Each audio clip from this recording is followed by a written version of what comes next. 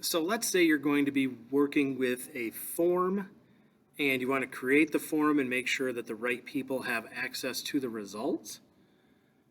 If you're in Drive and you click on the plus new button, select form. You also have, you can do blank form, blank quiz, or creating a form from a template, depending on what you're intending to use the form to collect. If you're just doing something basic, click on Google Forms. It will create a brand new Google form.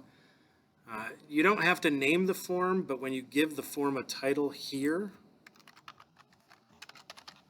and then you click up here, notice it automatically updates the title of the form, like the title that Google Drive will use.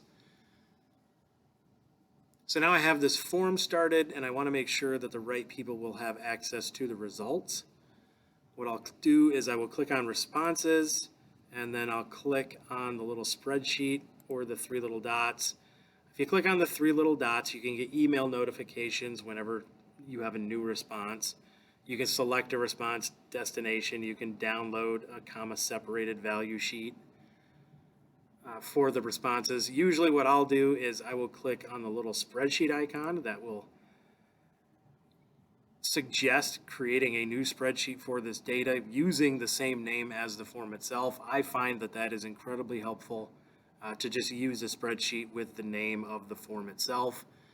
If you're just doing something basic, like you're doing something in class and the results are going to be something simple like 2/3 of the class prefers mushrooms on their pizza over green peppers, you probably don't need to store the results in a spreadsheet. But if you're going to be collecting information and you anticipate perhaps a lot of data or a lot of respondents or both, it is a good idea to put those responses into a spreadsheet. It will make managing that information much easier.